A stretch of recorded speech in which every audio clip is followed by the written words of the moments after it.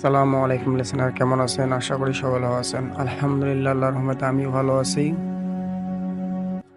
আজকে যে ঘটনাটি আমি আপনাদের সামনে উপস্থাপন করব, এটি সম্পূর্ণ একটি সত্য ঘটনা। আর এই ঘটনাটি ঘটে নীলফামারী জেলার ডিমনা থানায়। তো ডিমনা থানার ম্যাক্সিমাম বয়োজ্যেষ্ঠ মানুষ কিন্তু এই ঘটনায় সম্পর্কে জানে। তো চলুন কথা না বেরিয়ে চলে যাই সরাসরি ঘটনায়। যার সাথে ঘটনাটি ঘটে তার নাম হচ্ছে কালু সাপুরিয়া। এই কালু সাপুরিয়া একদিন বাজারের মধ্যে সাপকড়া দেখাইতেছিলেন। মাগরিবের আজানের পর একজন লোক তার কাছে আসে। সে কালু মিয়াকে বলে যে, দাদা কেমন আছেন? তো কালু মিয়া বলে যে, হ্যাঁ দাদা আমি ভালো আছি, আপনি কেমন আছেন? তো লোকটি বলে যে, ভাই আমি ভালো আছি। তারপর কালু মিয়া বলে যে, কোনো সমস্যা? তো লোকটি বললে, হ্যাঁ দাদা একটা সমস্যাটা হলো আমি বাড়ি করার জন্য একটা জায়গা কিনছি। তো সমস্যা হলো ওই যে জায়গাটা আমি কিনছি ওর মাছ বরাবর একটা মাটির ঢিপি আছে। তো ওই ঢিপির ওই যে ছোট্ট একটা ইঁদুরের গর্ত আছে। কাজের মানুষ যখন ওই মাটির ঢিপিটা কাটার জন্য যায়, তো তখন ওইখান থেকে তারা আজব একটা সাপের ফোঁফানোর আওয়াজ শুনতে পায়। তো ভয়ে তারা ওইখান থেকে পালিয়ে আসে। এসে আমাকে বলে, দাদা ওইখানে তো আমরা কাজ করতে পারবো না। সমস্যা হলো যখন এই ঢিপিটা কাটতে যাই তখন ওই সাপের ফোঁফানোর আওয়াজ শুনতে পাওয়া যায়। তো আমাদের মনে হয় ওইখানে কোনো সাপ বাস করে, অথবা ওইখান থেকে ওই সাপ দুটোকে ওইখান থেকে বাইর করার চেষ্টা করেন। তো তখন আর এরা আমাকে এই কথা বলার পর আমি আপনার কাছে চলে আসি, কারণ এই জিনিস এইখানে ওইখান থেকে আপনি ছাড়া আর কেউ বাইর করতে পারবে না।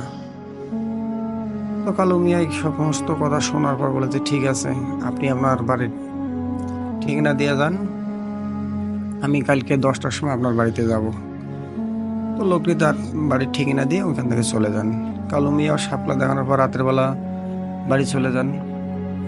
বাড়ি গিয়ে উনি খাওয়া দাওয়া শেষ করে ঘুমিয়ে পড়েন। ঘুমানোর পর পরের দিন ঠিক সকালবেলা উনি ওই লোকের বাড়ির উদ্দেশ্যে রওনা দেন।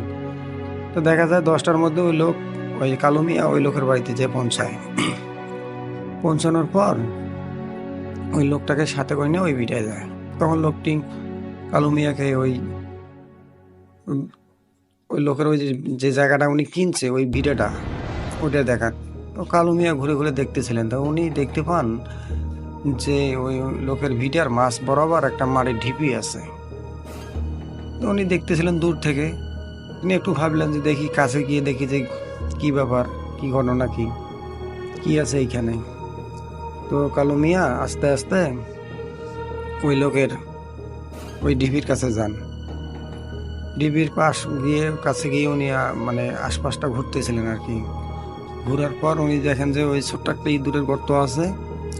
ওই ইঁদুরের গর্তটা ওই জায়গায় উনি একটু বসে পড়েন, সরি, বসে পড়ে হাত দিয়ে কি জানি নাড়ার চেষ্টা করতেছিলেন। তো কিছুক্ষণ নাড়ার পর তারপর উনি ওই তার মুখটা একটু ওই ইঁদুরের গর্তের মুখ বরাবর নিয়ে যান।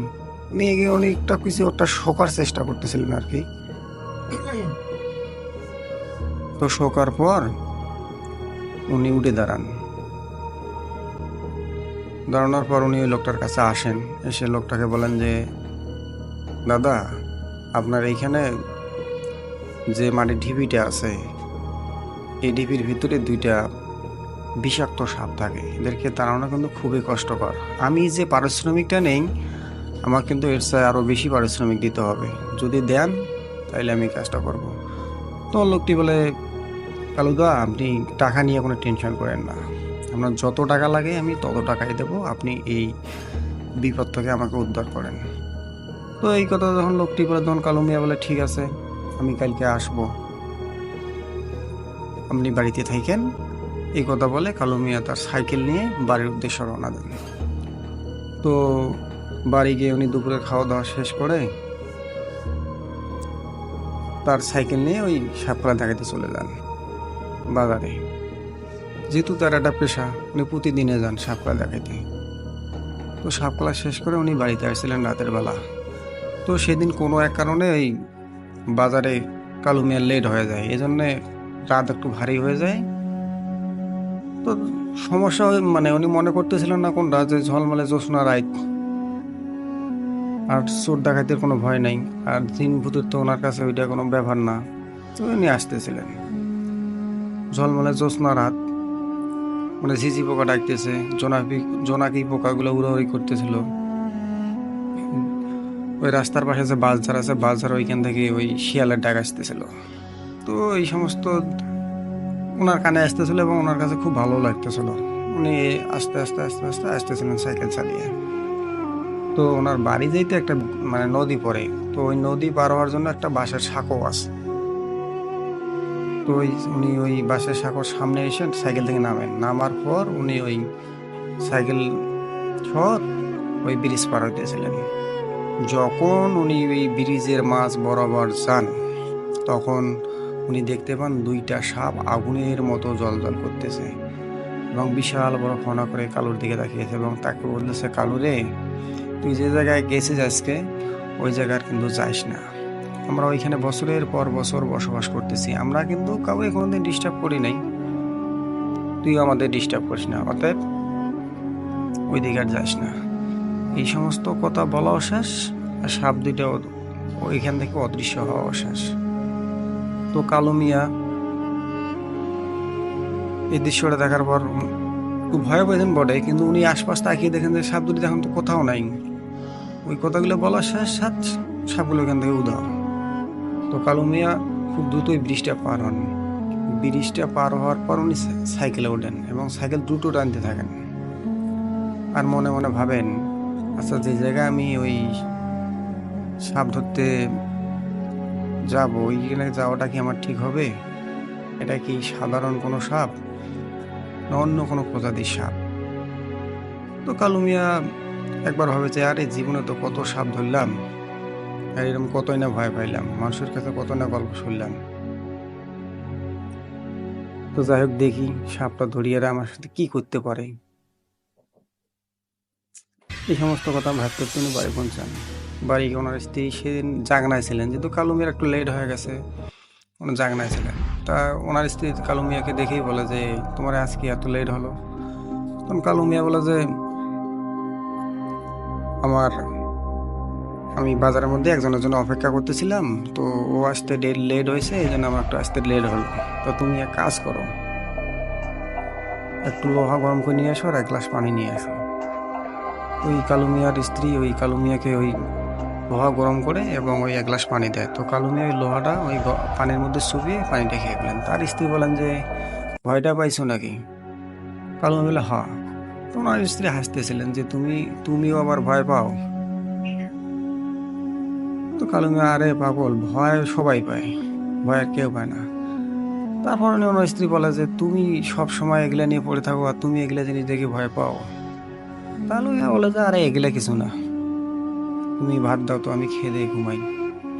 তো কালুর স্ত্রী ভাত বেড়ে দেন কালুকে, কালু ভাত টাত খেয়ে দিয়ে উনি সেদিনের মতো ঘুমান। পরের দিন সকালবেলা উনি ঘুম থেকে উঠে ওই ওনার কালুর যে শীর্ষ ছিল সুশীল, সুশীলের বাড়ির উদ্দেশ্যে রওনা দেন। কিছুক্ষণের মধ্যে সুশীলের বাড়ি গিয়ে পৌঁছান। সুশীল সেদিন বাড়িতেই ছিল। সুশীলকে ডাক দেওয়ার সাথে সাথে সুশীল বাড়ি থেকে বাইরে হয়ে আসে, এসে বলে যে, কালুদা আপনি? সুশীল বলে, কালু মিয়া বলে, হ্যাঁ রে ভাই, আমি আসলাম তোর কাছে একটা কাজের জন্য। কালকে আমি এক জায়গায় সাপ ধরতে যাব, তুই কি আমার সাথে যাবি? তো সুশীল বলে, ঠিক আছে দাদা, আমি যাব, আমার হাতে তেমন কোনো কাজ নাই, তো সমস্যা নেই, যাওয়া যাবে, আপনি নির্দিষ্ট একটা সময় দিয়ে যান, আমি চলে যাব। তো কালু মিয়া যে নির্দিষ্ট সময় দেয়, ঠিক সেই সময় মতো ওই সুশীল কালু মিয়ার বাড়িতে উপস্থিত হয়। তো কালু সুশীলকে সাথে নিয়ে ওই লোকের বাড়ির উদ্দেশ্যে রওনা দেন। গিয়ে ওই লোকের বাড়িতে গিয়ে পৌঁছান। ওই লোকটাকে সাথে করে নিয়ে ওই লোক যে ভিটেটা কিনছে আর কি, ওই ভিটে গিয়ে পৌঁছান। পৌঁছানোর পর ওই ঝোপে ঝাড়ে ঘেরা ছিল, তো ওই ঝোপঝাড়টা একটু পরিষ্কার করে নিয়ে ওই কালু সাপুরি একটু বসার জন্য একটু জায়গা করেন। তো বসার জায়গা করার পর উনি জায়গায় বসে ওই বিন বাজানো শুরু করেন। তো তার বিন বাজানোর শব্দ শুনে আশপাশের গ্রামবাসীর অনেক লোকজন ওই ভিডিওর আশপাশ জড়ো হয়ে যায় যে কালু মিয়া কেমনে সাপ ধরে এটা দেখার জন্য। তো কালু মিয়া বিন বাজাইতেছিলেন প্রায় আধা ঘন্টার উপরে বিন বাজান, কিন্তু কোনো কিছুতেই কোনো কাম হয় না। তখন তিনি বিন বাজা বন্ধ করেন। তারপর ওই কড়ি চালান করবেন উনি, এই জন্যে ব্যাগ থেকে কড়ি বার করেন। হাতের তালুতে কড়িগুলো রেখে উনি মন্ত্র পড়ে ওই কড়িগুলাতে ফু দেন। তো ফু দেওয়ার সাথে কড়িগুলা শূন্য উঠতে শুরু করে, শূন্য উঠতে উঠতে উঠতে ওই ঢিপির ওই জায়গায় যায়। ঢিপির ওই জায়গায় গিয়ে ওই ঘুরতে থাকে। ঘোরার এক পর্যায়ে চুম্বকের মতো ইঁদুরের গর্তের ওই জায়গায় চলে আসে।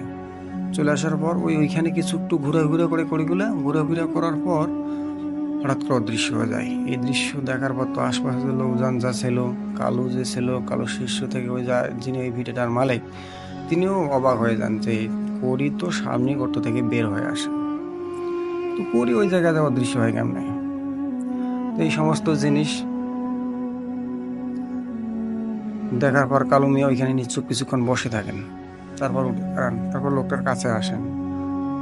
লোকটিকে বলেন যে দাদা, আজকে তো পারলাম না, আমাকে 2-3টা দিন সময় দেন।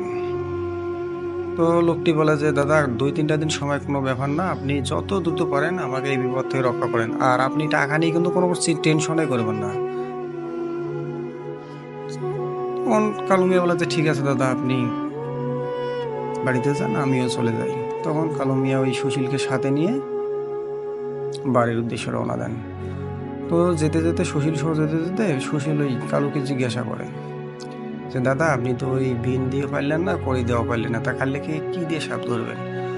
তখন ওই কালু মিয়া বলে যে সুশীল, আমার ওস্তাদ আমাকে একটা বিশেষ ধরনের বিন দিছে।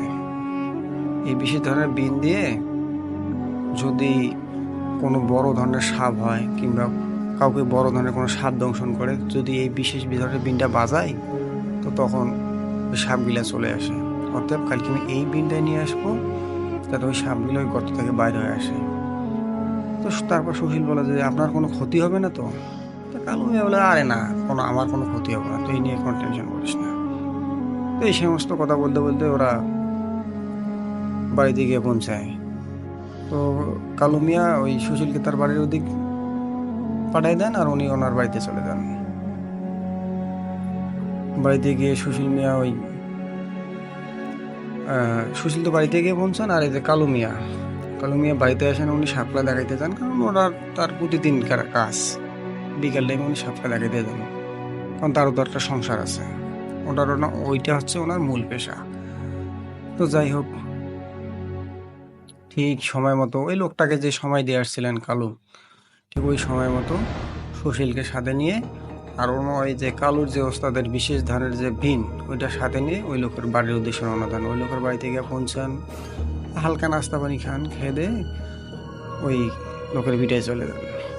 গিয়ে আগে যে জায়গায় ঝোপঝাড় পরিষ্কার করছিল, ঠিক ওই জায়গায় কালু মিয়া বসে ওই বিনটা বাজানো শুরু করেন। প্রিয় লিসেনার, এই জায়গায় একটা কথা আমাদের বলে রাখি, এর আগে যে কালু মিয়া বিনটা বাজাইছে, এটার সুরটা হচ্ছে একরকম, আর আজকে যে বিনটা কালু সাপুরিয়া বাজাইতেছে, মানে পরে যে বিনটা উনি বাজাইতেছে, এটা সুর হচ্ছে অন্যরকম, মানে দুইটা সুরের মধ্যে অনেক তফাৎ। আর এই বাসের সুরটা, মানে এই বিনের শব্দটা হচ্ছে অনেকটা মোহনীয়। তো যাই হোক, আশপাশের লোকজন আবার জড়ো হয়ে যায়। তো আশপাশের লোকজন অবাক হয়ে যায় যে আগের দিনে এর আগে যে কালু মিয়া যে বিন বাজাইছে, ওটা সুরটা ছিল একরকম, আজকে যে তিনি বিনটা বাজাচ্ছেন, এটা সুরটা হচ্ছে অন্যরকম। তো আশপাশের লোকজন এইটা বিষয়টা উপভোগ করতেছিলেন। তো কালু সাপুরিয়া বিন বাজাইতেছিলেন প্রায় আধা ঘন্টার উপরে বিন বাজানোর পর ওই ঢিপি ওই জায়গা থেকে ফসফস একটা শব্দ আসে। তো ফসফস শব্দ হওয়ার সাথে ওই কল করে দুইটা সাপ ওই গর্ত থেকে বেরিয়ে এসে, এবং বিশাল বড় সাপ। কালু মিয়া তো উনি বিন বাজাইতেছিলেন, এবং উনি মানে চোখ দিয়ে দেখতেছিলেন যে সাপ ওই জায়গাতে বাড়িয়েছে, ওনারও চোখ কিন্তু কপালে উঠে যায়, কিন্তু তারপর উনি বিন বাজাইতেছিলেন, তার কারণ উনি বিন বাজানো বন্ধ করেন, তাহলে একটা ক্ষতি হওয়ার সম্ভাবনা থাকবে। আশপাশের লোকও অবাক হয়ে যায়, এই ধরনের সাপ, গোকরা সাপ তো ওনারা কোনো দিনও দেখে নাই। সুশীল তার জীবনে এরকম গোকরা সাপ কোনো জায়গায় দেখে নাই, মানে বিশাল বড়, এবং তার ফনারাগুলো অন্যরকম বড়। তো কালু সাপুরিয়া বিন বাজাইতেছিলেন, ঠিক সাপ দুইটা তার মাছ বড়, মানে তার সামনে এসে বিশাল বড় ফনা করে ওই জায়গায় দাঁড়িয়ে পড়েন। তো তখনও কিন্তু কালু মিয়া ওই বিন বাজাইতেছিলেন। তো বিন বাজানোর এক পর্যায়ে কালু মিয়া তার বা হাত দিয়ে মন্ত্র পড়া ছাই দিয়ে ওই সাপগুলার মুখের ওই দিকে ছুঁড়ে বেড়ান। তো ওই ছাইগুলা ছুঁড়ে মারার সাথে সাথে সাপগুলো ওইখানে শুয়ে পড়ে, মানে মানে একবার মরা সাপ যেমন ঠিক সেরকম হয়ে যায়। তারপর কালু মিয়া বিনটা বাজানো বন্ধ করেন। বিন বাজানো বন্ধ করে ওই তার যে ওই যে সাপ ধরার যে খোপ, কাঠের যে খোপগুলো ছিল ওইটা খুলে যত দ্রুত সম্ভব সাপগুলো ওই খোপের মধ্যে ঢুকানোর পর ওর শক্ত করে বাঁধিয়ে ওনার ব্যাগের মধ্যে ঢুকান। তারপর ওইখান থেকে উঠে এসে ওই লোকটার কাছে আসেন যে দাদা আপনার কাজ তো হয়ে গেল, এখন আমার টাকাটা দিয়ে দেন, আমি চলে যাই। তখন ওই লোকটি ওই কালু হিসেবে যে টাকাটা পায় তার সে আরও বেশি টাকা দেয়। তারপর ওই টাকা নিয়ে কালু মিয়া ওই সুশীলকে সাথে নিয়ে বাড়ির উদ্দেশ্যে রওনা দেন। তো সেখানে গিয়ে উনি ওই রাস্তায় যেতে যেতে ওই সুশীলকে কিছু টাকা দেন কালু মিয়া, যে সুশীল এই টাকাটা নেই কোনো কিছু কিনে খাস, আর আমি উপজেলার মাঠে কিন্তু এই সাপ দিয়ে সাপড়া দেখাবো, তার কারণ তুই দেখলি সাপটা বিশাল বড়, ফনাও বড়। তা ওই সুশীল তখন বললো দাদা বীজ দাঁত ভাঙবেন না। তো তখন কালু মিয়া বলে আরে পাগল, বীজ দাঁত ভাঙা লাগবে না, এটা তো আমাদেরকে আর দংশন করতে পারবে না, আর যে জায়গায় আমরা খেলা দেখাবো ওই জায়গাটা তো বন্ধ করে নেবো, তো ওতে দর্শকের কোনো ক্ষতি হবে না, তুই যাবি। তো সুশীল বলে যে আপনি একটা ডেট করি আমার জানাইন। তো কালু মিয়া বলে যে ঠিক আছে, আমি একটা ডেট করি তোকে জানাবো, এখন বাড়ি যা। তো কালু মিয়া বাড়িতে গিয়ে পৌঁছান। ওনার স্ত্রীকে এই বিষয়ে সাপ ধরছে এটা ওনার স্ত্রী জানে যে ওনার স্বামী প্রায় সাপ ধরতে চায়, সাপ ধরে নিয়ে আসে আবার বীজদাত ভাঙে। তো ওনার স্ত্রী এই সমস্ত বিষয় নিয়ে উনি মাথা ঘামান না, ওনার স্ত্রী ওনার মতো চলাফেরা করে আর কি। তো কালু মিয়া বাড়ি পৌঁছানোর পর সাপগুলি এক জায়গায় রাখেন, মানে নির্দিষ্ট একটা জায়গায় রাখেন। উনি বুঝতে পারছেন এই জিনিসগুলো হচ্ছে অস্বাভাবিক জিনিস, উনি কিছুটা হলে মনে মনে টের পাইছে, কিন্তু তারপর উনি অতটা গুরুত্ব দিচ্ছিলেন না। তার কারণ কি হলেছেন, আর যে কোনো জিনিস গুরুত্ব বেশি দিলে ভয়টা কিন্তু আরও বেশি হয়, এজন্য তিনি কিন্তু গুরুত্ব দিচ্ছিলেন না। তো যাই হোক, উনি সেদিন আর সাপলা দেখাইতে যান না, তার কারণ হচ্ছে যে ওই দিন তার একটা মোটা ধরনের ইনকাম হয়েছে, এই জন্য তিনি আর সাপলা দেখাইতে যান না। রাত্রেবেলা খাওয়া দাওয়া শেষ করে উনি ঘুমান। মাঝরাইতে কালু মিয়া স্বপ্নে দেখেন উনি ওনার বাড়ির উঠানে বসে আসেন। জ্যোৎস্না রাত, উনি ঠিক চাঁদের দিকে তাকিয়ে আছেন। ওই চাঁদ অনেক সময় মেঘের আড়ালে যাইতেছে আবার বাইরে আসতেছে, আবার চাঁদ মেঘের আড়ালে যাচ্ছে আবার বাইরে আসতেছে। এই সমস্ত দৃশ্য কালু মিয়ার কাছে খুব ভালোই লাগতেছিল, তো তিনি ওইগুলো উপভোগ করতেছিলেন। হঠাৎ করে কালু মিয়ার নজর যায় তার বাঁশঝাড়ের দিকে। উনি বাঁশঝাড়ের দিকে যখনই তাকান ওনার চোখ তো বড় বড় হয়ে যায়। উনি দেখেন বিশাল বড় ফনা সাপের জিভা লগ লগ করতেছে এবং কালুকে বলতেছে, হে কালু, এখনো সময় আছে, তুই আমাদেরকে ছেড়ে দে, তুই তোর বউ কাঁদাস না, তোর মাকে কাঁদাস না, তোর সন্তানদেরকে কাঁদাস না, তুই সাধারণ যে জিনিসটা ভাবতেছিস আমরা কোনো সেই সাধারণ কোনো সাপ না, আমরা হচ্ছে ঠাকুর থানের সাপ, অতএব তুই আমাদেরকে ছেড়ে দে। তুই যদি আমাদেরকে ছেড়ে দেস আমরা ওই জায়গায় ছেড়ে অন্য কোনো জায়গায় চলে যাব, তোর কোনো ক্ষতি করবো না, কিংবা যার বাড়ি ভিটে তারও কোনো ক্ষতি করবো না। তো তখন কালু মিয়া মনে মনে ভাবে যে এদের কি কেমনে আমি ছেড়ে দিই, এরা তো আমাকে ভয় দেখাইতেছে। তো এই সমস্ত কথা মানে মনে মনে কালু মিয়া মনে মনে ভাবতেছিল, আর ওই দিক থেকে ওই যে ফনাদিটাও কথা বলতেছিল কালু মিয়ার সাথে। তো হঠাৎ করে কথা বলা বন্ধ হয়ে যায় ওই ফনাদিটা, তারপর হাঁ করে মনে হয় কালুকে গিলে খেয়ে ফেলবে, এইরকম একটা হাঁ করে। তো কালু মিয়া কাজ করে, যখন হাঁ করে তখন একটু পিছিয়ে আসেন। তো ওই হাঁ করার সাথে সাথে একটা মানে বাতাস বাইরে, ওই বাতাসটা মনে হয় যখন কালুর শরীরে লাগে মনে হয় তার পুরো শরীর জ্বলে পুড়ে ছাই হয়ে যাচ্ছে। তখন কালু মিয়া হঠাৎ করে তার বিছানার মধ্যে চাকনা পান, উনি দেখেন মানে অনুভব করেন তার শরীরে যে তার শরীর মনে হয় জ্বলে পুড়ে ছাই হয়ে যাচ্ছে। তো তখন তিনি খুব দ্রুত মন্ত্র পড়া শুরু করে ওই শরীরের মধ্যে ফুটো দিয়ে উনি তখন জ্বালা পোড়াটা কমে যায়। তখন তিনি ওই তার ঘরের মধ্যে পানি রাখা ছিল, গ্লাসের মধ্যে পানি নিয়ে পানি খান। পানি খাওয়ার পর ঘরের বাইরে হওয়ার পর দেখেন যে সাপ দুইটা ওই জায়গায় আছে কি নেই। তা দেখে উনি যেমনে বান্ধা রাখছিল ওই সাপের খোপ দুটা ঠিক এমনি বান্ধা আছে। তো তিনি ভাবলেন যে সাপ দুটি তার বাইরে হওয়ার কোনো সম্ভাবনা নেই, আবার ঘরে ঢুকে সে আবার ঘুমিয়ে পড়েন। পরের দিন সকালবেলা ঘুম থেকে উঠে আবার তিনি ওই সুশীলের বাড়িতে যান, সুশীলকে ডাক দেন, দিয়ে বলে ডাক দেওয়ার পর ওই সুশীল বেরিয়ে এসে বলে যে দাদা আপনি আবার আসছেন? হ্যাঁ, আমি তোকে না কালকে বলছিলাম যে সাপলা দেখাতে যাবো উপজেলার মাঠে, তুই যাবি না? তারপর ওই সুশীল বলে হ দাদা আমি যাব। পরে সুশীল তোর একটা কথা বলি। তো ওই সুশীল বলে দাদা বলেন। তখন কালু মিয়া বলে সুশীল এরকম কালকে আমি এই স্বপ্নটা দেখছি, এখন কি করব? ওই স্বপ্ন উনি যে রাত্রে যে স্বপ্নটা দেখছে ওই সমস্ত ওই স্বপ্নের কথা ওই সুশীলকে খুলে বলেন। তো সুশীল বলে যে দাদা দেখেন আপনি স্বপ্নটা দেখছেন ঠিক আছে, কিন্তু এদেরকে এরা হচ্ছে কালচার, এদেরকে যদি ছেড়ে দেন এরা যে আপনার কোনো ক্ষতি করবে না এমন কোনো গ্যারান্টি নেই। অতএব আপনি এক কাজ করেন, এদেরকে দিয়ে খেলাই দেখান, এদেরকে দিয়ে অন্য কিছু করার না, এদের বিষ দাঁত কোনো দাঁত ভাঙার দরকার নাই, যতদিন পারেন এদেরকে খেলা দেখান, তারপর পরেরটা পরে আপনি ওদের সাথে কী করেন সেটা পরে দেখা যাবে। আর এরা তো এমন কোনো না যে আপনার বড় ধরনের কোনো ক্ষতি করতে পারবে, এর সাথে বড় বড় সাপ আপনি ধরছেন। মানে এই কালু মিয়াকে সুশীল একটু সাহস দেয়। তো সুশীল কালু বলে যে হ্যাঁ তা তো ঠিক, জীবনে তো বহু সাপ ধরছি, আমার ওস্তাদের সাথে আরও বহু জায়গার সাপ ধরছি, কোনো তো সমস্যা আমার সাথে কোনোদিন হয়নি।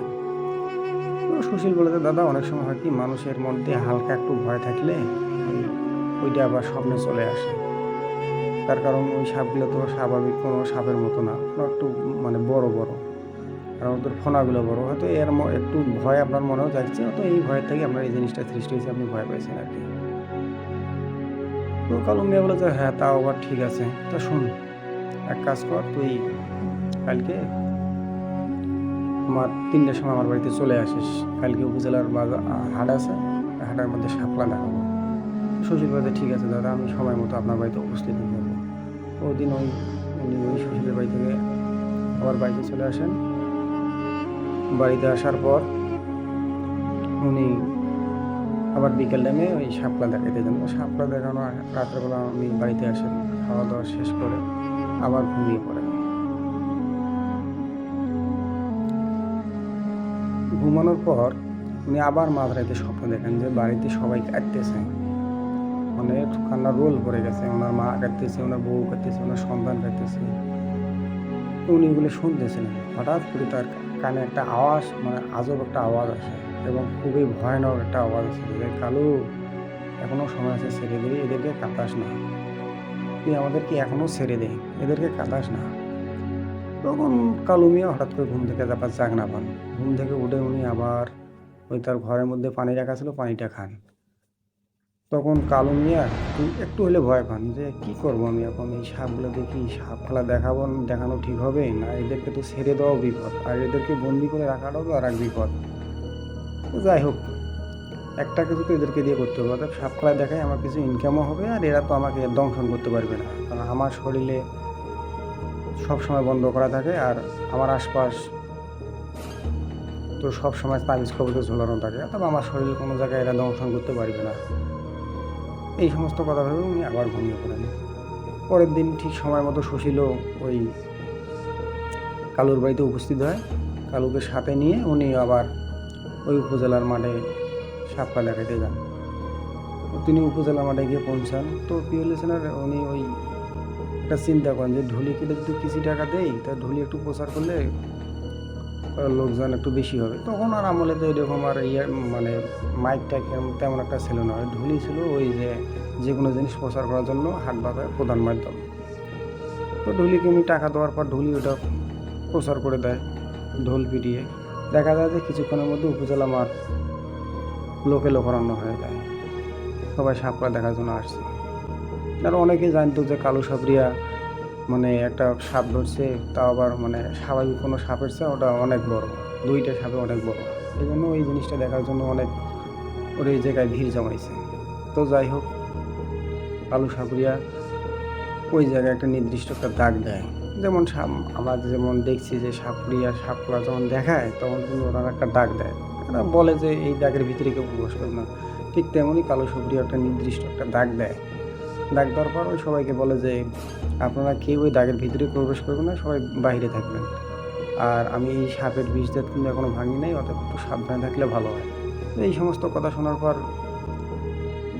উপস্থিত যে দর্শকগুলো ছিল ওনারা আবার ভয়ে এক হাত আরও পিছিয়ে যায় সবাই। তো কালু সাহেবটি ওনার জায়গায় আসেন। জায়গায় এসে ওনার জায়গাটা উনি একটু বন্ধ করে নেন। সুশীল তার পিছনে দাঁড়িয়েছিল। তারপর কালু সাবরিয়া ওনার বিন বার করে বিন বাজানো শুরু করেন। উনি বিন বাজাইতেছিলেন আর আস্তে আস্তে ওই যে কাঠের যে খোপ ছিল ওই খোপটা আস্তে আস্তে খুলে ওই আস্তে আস্তে এক হাত দিয়ে সাপ দুটো বার করতেছিলেন। তো উনিও বিন বাজাইতেছিলেন আর সাপ দুটো বার করতেছিলেন। হঠাৎ সাপ দুটো একটু দূরে চলে যায়, দূরে চলে গিয়ে বিশাল বড় ফোনা তোলে। ফোনা তুলে ডাইরেক্ট কালুর কপাল বরাবর তাক করে থাকে। তো উপস্থিত মানুষজন দেখে তো অবাক যে কালু কী সাপ ধরছে, এটা তো স্বাভাবিক কোনো সাপ না, কালু তো বোকা। কারণ এত বড় সাপ তো সাধারণ কোনো সাপ হয় না, এরা অবশ্যই কোনো জিন সাপ কিংবা কোনো ঠাকুরদানের সাপ। মানে উপস্থিত মানে যারা একটু জ্ঞানী গুণী মানুষ খেলা দেখতেছিলেন তারা এটা মনে করে যে কালু এটা বিশাল বড় ভুল করেছে, কালু বড় ধরনের ক্ষতি হবেই। কিন্তু তখন কালু মিয়া তখনও বিন বাজানো বন্ধ করেন নাই। তো ওই বিন বাজাইতেছিলেন, হঠাৎ করে সাপ দুটো শূন্য করে ডাইরেক্ট কালুর কপাল বারবার সবল মারে, আবার শূন্য করে আবার অদৃশ্য হয়ে ঘুরে। এই সমস্ত জিনিস দেখার পর আশপাশের যা লোকজন ছিল, মানে যারা সাপলা দেখতেছিলেন, তারা যে যেমনি পারছে সে যেমনি দৌড়েছে। আর যে সুশীল ছিল, সুশীলে কিন্তু ভয় পালাইছে, তার কারণ সুশীলও তো এর সাথে জড়িত। প্রায় আধা ঘন্টা পর সুশীল কয়েকজন লোক নিয়ে কালুর কাছে আসে। এসে দেখে যে কালু মিয়া শুয়ে আছে, তার পুরো শরীর নীল হয়ে গেছে। তো আশেপাশে মানে যে কজন লোক মানে সুশীল মিয়ার সাথে আনছিল ওদের একজন বলে যে দেখ তো কালু মিয়া বেঁচে আছে কিনা দেখ। তো সুশীল কালু মিয়ার হাতে হাত দেয়, বুকে হাত দেয়, নাকে কাছে হাত দেয়, দেখে কোনো নিশ্চয় নাই, কিন্তু ওই নারী একটু কাজ করতেছিল আর কি। তো যখন সুশীল বলে যে দাদার একটু নারী আছে, এখন কী করবো, তখন একজন বলে উঠে যে কালুর ওস্তাদ কিন্তু এখনও বেঁচে আছে, আমরা কালুর বাড়িতে খবর পাঠাইতেছি, আর তুই কালুকে তার ওস্তাদের কাছে নিয়ে যাওয়ার ব্যবস্থা কর, তো একটা ভ্যান তাড়াতাড়ি খোঁজ।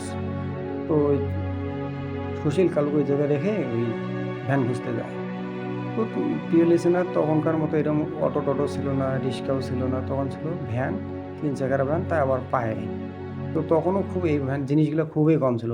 তো অনেক জায়গা ঘোরার পর একটা ভ্যান পান, কিন্তু ওই ভ্যানওয়ালা একটা আবদার করে বসেন যে যেহেতু একটা লাশের মতো জিনিস, যেহেতু মারা যায় না, কিন্তু উনি মারা গেতে কতক্ষণ, ওনাকে নিয়ে লাশের মতো জিনিস ওনাকে নিয়ে যেতে হবে, আমার একটু ভাড়া বাড়াই দিতে হবে। তখন সুশীল বলে যে তুই ভাড়া নিয়ে কোনো টেনশন করিস না, তুই যেটা চাস তোকে সেটাই দেওয়া হবে, তুই আয়, চালু করে আয়। তো সুশীল মিয়া ওই ভ্যান নিয়ে কালুর কাছে আসেন। দেখা যায় যে এর মধ্যে ওই সুশীলের বউ, সুশীলের মা, কালুর মা, কালুর সন্তান সবাই ওই জায়গায় আসছে এবং কান্নাকাটি শুরু করছে। তো সুশীল সবাইকে আগে সান্ত্বনা দেন যে দেখেন এখনও দাদার নারী আছে, এখনও মনে হয় বেঁচে আছে, অতএব আপনারা কান্নাকাটি করেন না, আপনারা একটু শান্ত হন। তো তারপর উনি ওনার এই যে কালুর যে স্ত্রী ছিল ওনাকে বলেন যে বৌদি, দাদাকে তার ওস্তাদের কাছে নিয়ে যাই, চলেন, এই কাকি আর ওই সন্তানরা এই জায়গায় বাড়িতে থাক, আর আমরা ওই দাদাকে নিয়ে এই তার ওস্তাদের বাড়িতে রওনা দেই। তো ওই কালুকে ওই ধরাধরি করে সবাই ধরাধরি করে ভ্যানের মধ্যে উঠানোর পর ওই সুশীল ভ্যানওয়ালাকে বলেন, দাদা আপনি যত দ্রুত চালাইতে পারেন। তো ভ্যানওয়ালা বলে যে ঠিক আছে। তো প্রায় ঘন্টা দেড়েক পর ওই ওনার ওস্তাদের বাড়ি থেকে পৌঁছান। তো প্রায় তখন রাত বেজে যায় প্রায় 10টার উপরে। ওই কালু মিয়ার ওস্তাদ ঘুমাইতেছিলেন, তো বাইরের থেকে ডাক দিয়েছিলেন সুশীল যে দাদা ঘুমাইছেন নাকি, দাদা ঘুমাইছেন নাকি। তো তখন ওই কালুর যে ওস্তাদ উনি বলে কে রে কে, বয়োজ্যেষ্ঠ মানুষ তো অনেক বয়স হয়ে গেছে, উনি এই জন্য বলতেছিলেন কে রে কে। তো বলে যে আমি সুশীল। তো ওই সুশীল নামে তো কাউকে চিনি না, ভালো করে পরিচয় দেয়। তো প্রিয় লিসেনার, এই জায়গায় একটা কথা বলে রাখি, যারা এই সমস্ত সাপের মানে সাপ ধরে, সাপের খেলা দেখায় কিংবা জাদুবিদ্যা করে, তারা কিন্তু সহজে ঘরের বাইরে হয় না। যদি কেউ অচেনা কেউ ডাকে, ওরা শিওর হয় না যে আগে ওই লোকটাকে আমি চিনি কিনা, তারপর তারা বাইরে হয়। এই জন্য উনি একটু করতেছিলেন। তারপরে সুশীল বলে যে দাদা আমি এই যে কালুর শিষ্য সুশীল। কালুর কথা শোনা মাত্রই তড়িঘড়ি করে উনি অনেক বয়স হয়ে গেছে, তো ওই জন্য উনি নাড়ি ঢোকা দিয়ে আস্তে আস্তে বাইরে এসেছিলেন আর কি। তো বাইরে এসে দেখেন যে ওই সুশীলের বউ, হয়তো বা সরি কালুর বউ, সুশীল, ভ্যানওয়ালা। তারপর একটু আগে আসেন, তো কি হয়েছে, কি ব্যাপার দেখি। তো সুশীল বলে যে দাদা ওই কালু দাদাকে ওই সাপে কাটছে। তো কোন জায়গায়? উপজেলার মধ্যে। তারপর তিনি দেখেন যে কালুর পুরো শরীর নীল হয়ে গেছে, এবং তারপর তিনি তার মানে নাড়িতে হাত দেন। তো নাড়িতে হাত দেওয়ার পর উনি দেখেন যে হালকা একটু নাড়ি আছে, কিন্তু কতক্ষণ যে থাকবে তাটা বলা যাচ্ছে না। তারপর ওই ওনার ওস্তাদ বলে, সুশীলকে বলে যে তাড়াতাড়ি করে আমার ঘরে নিয়ে আয়। তো তারপর ওই ধরাধরি করে কালুকে ওই তার ওস্তাদের ঘরে নিয়ে যাওয়া হয়। তারপর ওই যে কালুর যে ওস্তাদ আছে উনি ওই মন্ত্র করা ছাই নিয়ে আসেন। মন্ত্র করা ছাই নিয়ে এসে ট্রায়াঙ্গেল আকৃতির একটা জিনিস আঁকেন। আঁকার পর কালুকে ওই জায়গায় শোয়ানোর পর উনি ওই জায়গায় মন্ত্র করা শুরু করে দেন, এবং সবাইকে ঘর থেকে বাইরে করে দেন, যে এই ঘরের ভিতরে কেউ প্রবেশ করে, আমি একাই আছি। প্রায় 1 ঘন্টা পর ওইখান থেকে একটা আওয়াজ আসে। সুশীলকে ডাক দেয় যে সুশীল তুই ঘরের ভিতরে আয়। সুশীল আস্তে করে ঘরের ভিতরে আসে। এসে সুশীলকে বুঝিয়ে বলে তার ওই যে কালুর ওস্তাদ যে দেখ সুশীল, কালু তো মারা গেছে, আর কালুকে ভালো করা সম্ভব না। কালু যে জায়গার সাপ ধরছে সেটা হচ্ছে যে ঠাকুরতানের সাপ, আর ঠাকুরতানের সাপ সাধারণ কোনো সাপ হয় না, এটা হচ্ছে ভয়ঙ্কর সাপ। কালুকে কিন্তু এই সাপগুলো স্বপ্নেও দেখাইছিল, এবং রাতের বেলা ও এক রাস্তা দিয়ে আসতেছিল, ওই বাঁশের ছাগল ওই জায়গায় ওকে ওই জায়গাও দেখা দিছে।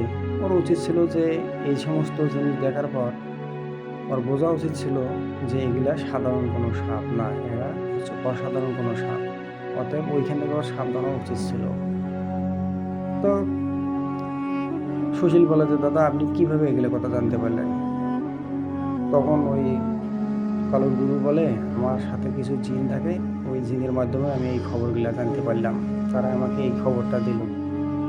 তখন সুশীল বলে যে হ্যাঁ দাদা কথা ঠিক, দাদা আমাকে সব কিছু বলছে। তো তারপর ওই তার গুরু বলে যে কালু আরও একটা জিনিস ভুল করছে, আমি ও বিনটা দিয়েছিলাম শুধু বিশেষ কোনো কাজের জন্য, যদি কালু কোনো বড় ধরনের বিপদে পড়ে কিংবা কাউকে বড় ধরনের সাপ দংশন করে, সেই ক্ষেত্রে এই বিনটা ব্যবহার করার জন্য দিয়েছিলাম। কিন্তু ও কী দরকারটা ছিল একজনের ভিটে থেকে ওই সাপ 2টা ধরে নিয়ে আসার জন্য, আমার এই বিনটা ব্যবহার করার জন্য কী দরকার ছিল আমার বিনটা ব্যবহার করার? তুই বল। এখন যেমন কর্ম তেমন ফল। কালু যেমন কর্ম করছে ঠিক তেমনই ফল পেয়েছে। অর্থাৎ কালু এখন নিয়ে সৎকার কাজ কর। তো তখন সুশীল ওই ভ্যানওয়ালাকে ডাক দেয়, তার স্ত্রীকে ডাক দেয়, ওই ঘরের ভিতর থেকে লাশটা বাইর করেন। তখন তো ওই কালুর যে স্ত্রী ছিল উনি কান্নায় ভেঙে পড়েন, যে ছোট ছোট বাচ্চা রেখে গেল, অনেকগুলোকে আমি মানুষ করবো কেমনে। উনি ওনার ওস্তাদের গুরুর পায়ে ধরেন কালুর। তো উনি তার গুরু বলে যে বোন রে, পায়ে ধরে কোনো কাম হবে না, কারণ কালু যে অন্যায় করছে ওর সাথে এটা হওয়া উচিত ছিল, আর আমি যদি একে ভালো করতে যাই আমারও বিপদ হবে। অতএব তুই নিয়ে যা সৎকার কর। কালুকে বাঁচানো সম্ভব না, এটা বড় ধরনের সাপ, আমারও হিসাবের বাইরে। তখন কি আর করার, তখন ওইখান থেকে সাপ কালুকে ভ্যানে উঠিয়ে সুশীল এবং তার স্ত্রী বাড়ির উদ্দেশ্যে রওনা দেন। তো বাড়িতে এসে পৌঁছান, তো এইদিকে ওনার মা ওনার সন্তানটা কিন্তু একটা আশায় ছিল, যেহেতু কালুর গুরুর কাছে গেছে, আর নর্মালি সাপ যদি কাউকে দংশন করে বিষ ওষুধ নিলে কিন্তু অনেকে ভালো হয়ে যায়, তো এনারা ওইটা জিনিস মনে করছিল। তো তার মাকে বলে যে মা, আব্বুকে ভালো হয়েছে? তখন কি আর জবাব দেবে, তখন বুকে জড়াই নিয়ে তখন কালু স্ত্রী তার সন্তানকে বুকে জড়াই নেয়, নিয়ে বলে যে না রে বাবা, তোর বাবাকে আমি ভালো করতে পারলাম না। তখন সবাই কান্না ভেঙে পড়ে, আশপাশের লোকজনও চলে আসে, এসে বলে যে অনেকে বলে যে ওকে সৎকার করেন, আর অনেকে বলে যে এক কাজ করেন, কলা গাছ দিয়ে একটা ভেলা সাজান, ওই ভেলা সাজানে অনেক কালুর নাম ঠিক না লিখে আর লাল কাপড় একটা দিয়ে ঢেকে ওই কালোকে নদীতে ভাসায় দেন। যদি কোনো ব্যক্তি কোনোদিন ভালো করতে পারে তো এই ঠিকানা পৌঁছে দিয়ে দেবে, আর না করলে তো আর কিছু করার নাই। আর অনেকে বলে যে না, এটা সম্ভব না, আপনারা সৎকার করেন। তো টিএলএসএন আমাকে সৎকার করা হয়েছে না ভেলায় ভাসায় দেওয়া হয়েছে, এই বিষয়ে কিন্তু আমি জানি না। আর এই যে সম্পূর্ণ যে ঘটনাটা, এই কালুর সাথে যা যা ঘটতেছিল, এই কালু যখন সুশীলের সাথে মানে এভরিথিং সমস্ত কিছু আর কি বলে খুলে বলে, তখন যখন উনি ওই সুশীলের সাথে ওই উপজেলা মাঠে সাপ্লাই দেখাতে চাইছিলেন, ঠিক ওই টাইমের ভিতরে উনি ওই সমস্ত ঘটনা খুলে বলেন। তো ওই সুশীল আশপাশের এলাকাবাসীকেও বলছিল। তো তখন আমিও ওই যে এলাকাবাসী ছিল ওদের মধ্যে, কিন্তু আমি ওদের মাধ্যমে আর কি এই ঘটনাটা আমি জানতে পারি। তো যাই হোক, আমার ঘটনা এখানেই শেষ। আর পিলেশনের একটা জিনিস, যে কোনো বিদ্যায় দুঃসাহসটা কিন্তু দেখাবেন না। আপনি হয় যে কোনো বিদ্যায় আপনি দুঃসাহস দেখাবেন না, কারণ আপনি হতে পারেন ওই বিষয়ে মানে খুবই এক্সপার্ট, কিন্তু ওভার এক্সপার্ট হলে কিন্তু আপনার বিপদ আছে। তো আজ এই পর্যন্তই। আমি পরবর্তীতে আমার বন্ধুর ওনার খালুর সাথে ঘটে যাওয়া চমৎকার একটা ভৌতিক ঘটনা নিয়ে আবার ফিরে আসবো। এ পর্যন্ত সবাই ভালো থাকবেন, আমার জন্য দোয়া করবেন, আমি আপনাদের জন্য দোয়া করবো। আসসালামু আলাইকুম।